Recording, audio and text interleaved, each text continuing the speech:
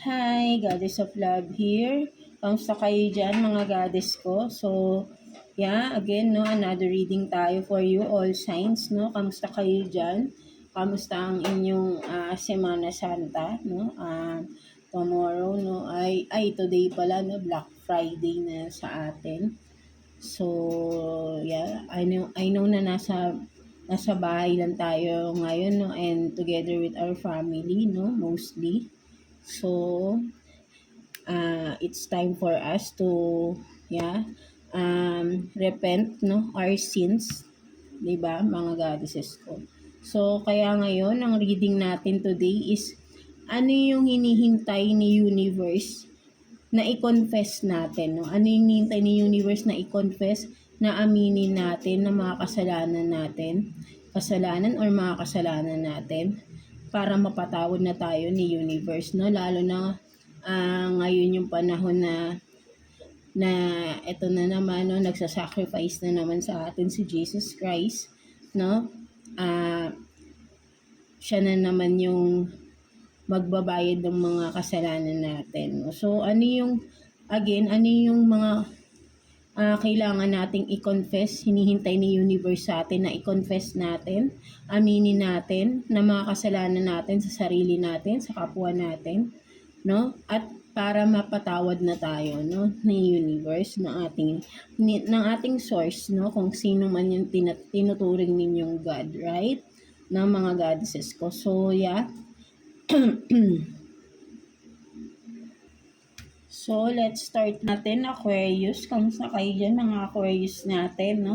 So, let's see ano yung dapat nyong i-confess, aminin sa sarili ninyo, na kasalanan ninyo, na hinintay na din ni universe para mapatawad na kayo, and ng mga tao sa paligid ninyo kung gusto nyo man na, para mawala na yung bigat, diba, ng mga Aquarius natin. So, let's see. Kuha tayo dito ng 4 cards for you, Aquarius. Let's see, ano yung dapat mong i-confess sa sarili mo na kasalanan mo, no, na mga pagkakamali ninyo, mga Aquarius natin. Let's see, na hindi nyo maamin-amin sa sarili ninyo, no. Tingnan natin. Patay ng 4 cards, no. Wait lang, tumatalon yung mga cards ninyo, no. 2 more cards for Aquarius.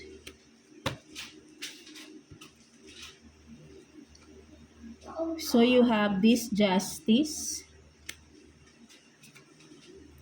Knight of Wands, 9 of Pentacles in reverse, and then Page of Swords in reverse, no? Ang nakikita ko naman dito, Aquarius, no, for some of you,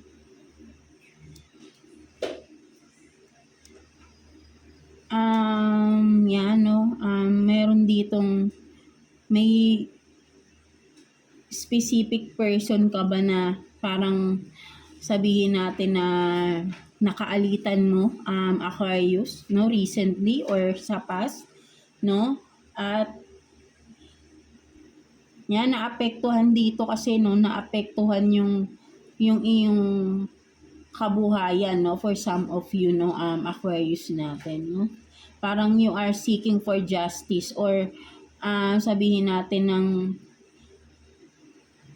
kasi nagkaroon ka dito ng siguro nag-invest ka ba, no, for some of you, may pinag-investan ka ba, or may nag-invest ba sa inyo, no? Hindi ka nag-isip ng maayos dito, no? Parang padalos-dalos yung naging desisyon mo agad rito, no? At nagkaroon ng lokohan, no, regarding sa pera, no? At naghihintay ka ng resulta, no? Parang nakikita ko rito na mawalan ka ng pasensya or naiinip ka na sa resulta, no? Parang may hinahabol ka ba na justice, or may naghahabol sa'yo, no? O take just no, kung saan kayo nakaka-resonate dito, no, Aquarius natin, no? So maybe kung ikaw man ito, Aquarius, na meron ka bang na pera, no, malaking pera, no, big amount ang nakikita ko rito, no. parang hinihintay, no? Parang naghihintay ng kasagutan, no? Naghihintay ng message or ini-ignore ang message, no? Something like that, no? So, ayun yung nakikita ko rito. Kung kayo man ito, Aquarius, no? Parang may naghahabol sa inyo, no? May naghahabol, no? Regarding kung ano man nitong nangyari na ito, regarding sa pera, no? Aquarius natin, no? Parang ini-ignore mo with the Page of Swords in reverse, ini-ignore mo yung mga messages, tawag, kung ano man ito na nagre-reach out sa'yo, ini-ignore mo, no? Ang nakikita ko rito, para matapos na ito, Aquarius, no? Aminin mo na, no? Harapin mo kung ano man ito na issue na ito, no? Para matapos na, magkaroon na rin ng clarity again, no? With the justice, no? Para magkaroon na ng clarity, no? Kasi hindi kayo nag-uusap ng person na ito, no? Parang ini-ignore mo or ini-ignore ka, no? Something like that, no? Ang nakikita ko rito, ang kailangan mong i-confess, no? Aquarius, yung totoong nangyari, no? Kasi kailangan mong harapin, no? Kung ano man itong nangyari regarding sa pera na invest, no? Parang may nag-invest, no? At hinahabol niya yun, no? Kasi nga, yan, no? Parang sabihin natin yung tao na yun, no? Hindi rin siya nag-isip ng maayos, no? Bigla, nagtiwala kasi siya, no? Nagtiwala siya at nag-invest siya, no? At yun nga, no, nagkaroon ng hindi magandang resulta.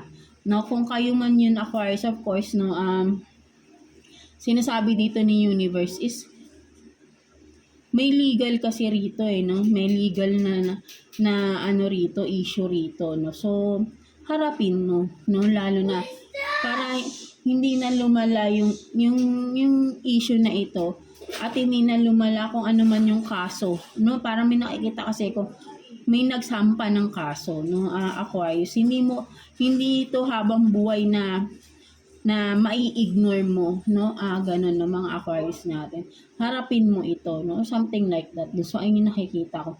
Hindi mo to matatakbuhan, no? So, ayun yung nakikita ko rito, no? Aquarius natin, no? So, let's see what's the advice for you ni Universe, no? Kuha tayo ng one card dito, mga Aquarius natin. Anong advice ni Universe sa'yo? Tingnan natin.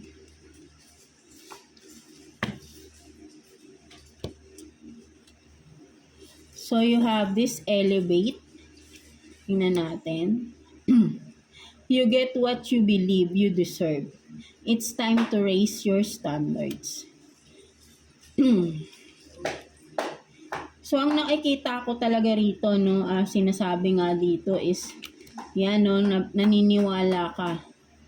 May pinaniniwalaan ka sa sarili mo. Siguro for some of you, Aquarius, nakikita ko na sinasabi mo sa sarili mo, wala kang kasalanan, no? Hindi mo maamin sa sarili mo na may kasalanan ka din sa nangyari, no? Kung hindi mo man to sinasadya, kung ano man ito nangyari sa pera na yan, no, ay sabihin natin sa sarili natin na syempre, involved ka pa din, no? Kailangan mo lang dito sabihin yung katotohanan, no? Palagi naman ganun, basta nasa katotohanan tayo, magkakaroon ng clarity, no? Ayun lang naman ang kailangan, Kung may kasalanan, harapin, no? Hindi natin yan matatakbuhan, no? Something like that, no?